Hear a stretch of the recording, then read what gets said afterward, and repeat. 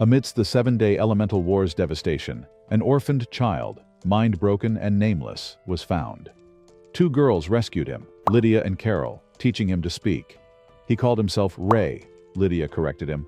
Carol became Dumb Pink. Despite the harsh nickname, they saw his first smile. Lydia knew their time was short. Soldiers couldn't keep a child. Carol protested, wanting to care for Ray. Leah, seeing Ray eavesdropping, let him choose. He took Lydia's hand, wanting to stay. Lydia made him her apprentice, transferring her ice blade sorcerer divinity. For 6 years, Ray's powers were exploited, leveling battlefields. Howard trained him, becoming a father figure, vowing to sacrifice himself for Ray. During the final battle, Howard died before Ray's eyes. Then Lydia appeared lifeless. Ray's ice god powers activated, unleashing the forbidden overheat spell, an ice dome engulfing the field. Though Lydia was only paralyzed, Ray mourned Howard, vowing to remember him. 10 years later, Ray started at Arnold Academy. He saved a student, deemed useless, from falling, apologizing for his first day. She fainted at his touch upon realizing he was the ordinary transfer student. Another student, Al, tried to punch Ray for being ordinary, but Amelia Rose, a noble's daughter, intervened, congratulating Ray and promising protection. In class, Al resented Ray. War flashbacks overwhelmed Ray. Miss Gray threw chalk, exploding near him, demanding attention. She explained sorcerer ranks, mentioning the vanished Ice Blade sorcerer, a war hero. Al wondered why an ordinary was there. Miss Gray declared exam passers were allowed, nobility irrelevant. For their first exercise, she demonstrated magic with crystal roses. Ray summoned only a worthless ice cube, Al vowing to end him. After class, Ray followed Elisa to the library, interested in Lydia's anti-material theories. Elisa idolized Lydia. Ray also expressed his love for Lydia. Elisa, excited, lost her hat, revealing half-elf ears she usually hid due to bullying. Ray found them beautiful. Ray met his roommate, Evie Armstrong, who disliked nobles, believing only in power. They bonded over their strength. The next morning, Ray's run nearly lifted a girl's skirt, Rebecca Bradley, a noble. Evie warned Ray about Rebecca and Amelia. Ray bumped into Clarice Cleveland, apologizing for her lack of cushioning, then complimenting her pigtails. In the principal's office, Ray bowed to Abby, his former colonel now principal. Abby hoped he'd enjoy a normal life. School ended. Ray faced Al in a duel, swiftly disarming and defeating him. Abby was pleased. Later, Ray and Evie discussed clubs. Ray wanted 2. At the Environmental Research Club, men questioned Ray's bulk. He revealed his muscular physique, impressive strength, and gold hunter license, joining the club. He then joined the flower planting club led by Rebecca. Dina tested him, cleaning the rooftop garden in a week. Ray began. Dina watched. Rebecca gave him pie after he worked hard. Rebecca was amazed by his arms. Amelia watched jealously. Ray finished the garden in 4 days, passing Dina's test. Rebecca welcomed him. In class, Professor Gray announced a forest exercise, groups of 4. Evie joined Ray. Ray asked Alyssa to join, then Amelia. In the forest, monsters attacked. Ray swiftly defeated them. Amelia questioned his skills. Ray became sad, remembering his past. A scream. Ray found Al ambushed by a monster. Ray killed it instantly. Al was ungrateful.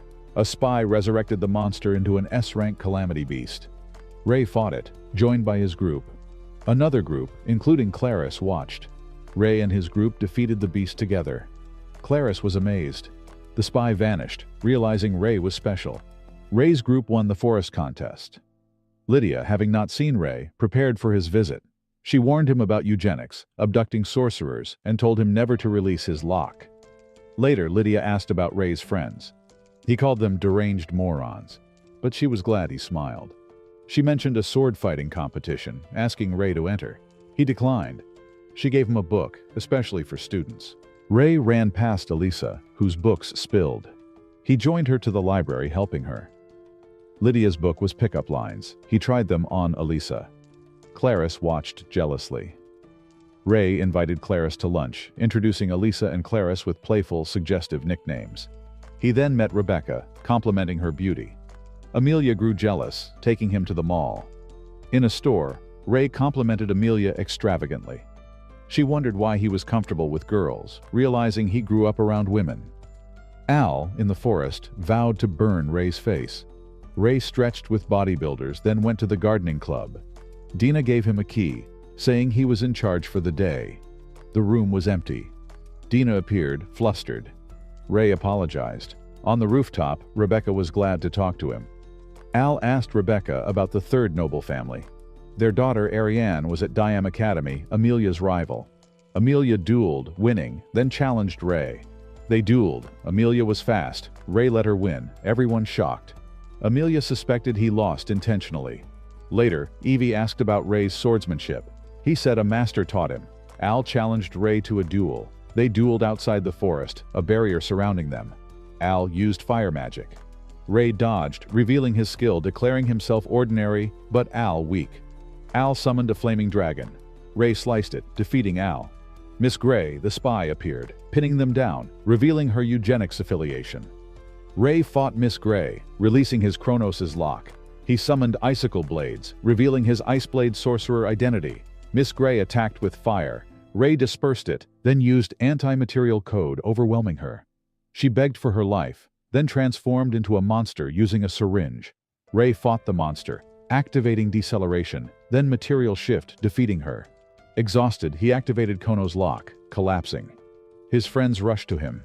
He remembered Howard, then regained consciousness with Lydia. She was proud of him for protecting his friends. Abby revealed Lydia had begged for Ray's admission. Lydia's wish was for Ray to find happiness. His friends visited. Ray revealed his Iceblade sorcerer identity, his past, and the Kronos' lock. They accepted him, promising support. Al apologized later, Ray forgiving him. Amelia realized she couldn't compare to Ray. New teacher Carol Caroline arrived, exciting the class.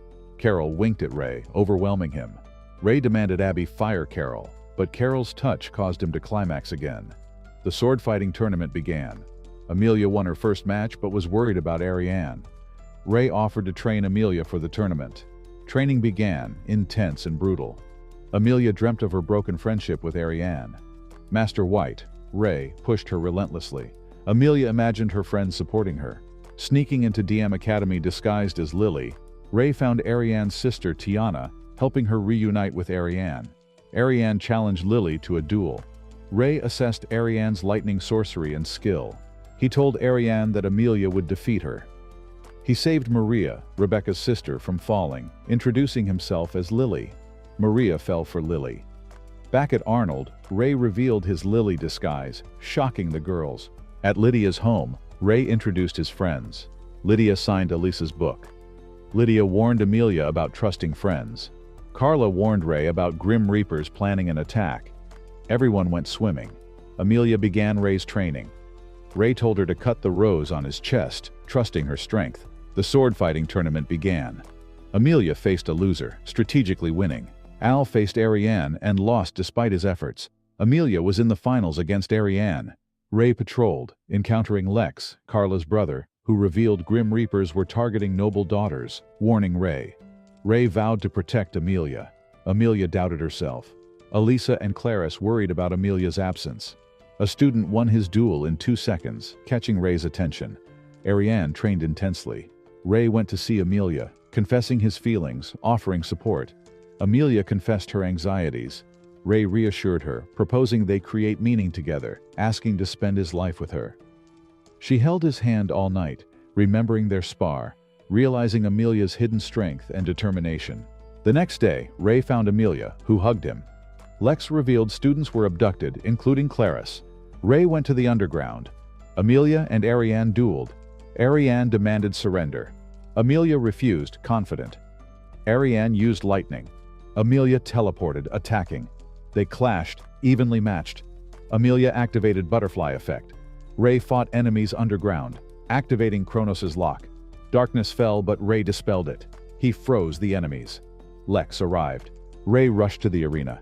Amelia and Ariane were exhausted. Ariane prepared her greatest sorcery. Amelia activated butterfly effect, overpowering Ariane. Amelia won. Ray, disguised as Lily, was hugely popular at the festival. Rebecca joined him. They spent the day together. That night, a mysterious woman warned Maria that Rebecca would be killed. Abby told Ray the same. Rebecca's father begged Ray to save her, revealing Evan was a curse. Evan, revealed as the sorcerer Lias, planned to use Rebecca for Cruz's awakening. Ray and his friends fought monsters to reach Rebecca. Lias teleported Rebecca away. Ray fought Glutton. Lias revealed her plan to make Rebecca overheat, needing Ray to seal her powers due to their connection. Ray released Kronos' lock, clashing with Glutton. Lias fought Evan in another dimension, defeating him with self-destruct sorcery. Ray's friends fought demons, growing stronger. Lydia and the ladies arrived, overwhelming the demons with their power. Ray froze Glutton with Pandora, collapsing, activating Kronos' lock before losing consciousness. Maria blamed Rebecca. Rebecca confronted Maria, revealing her sacrifices, activating her sorcerer eyes. Ray woke. Lias told him to save Rebecca. Amelia and others arrived. Ray penetrated Rebecca's barrier, reassuring her bravery. Later, Rebecca and Amelia discussed Ray, accepting a polyamorous relationship. Clarice and Elisa joined. Ray appeared. Fireworks erupted. Ray visited Howard's grave, realizing he found a normal world with love and friendship.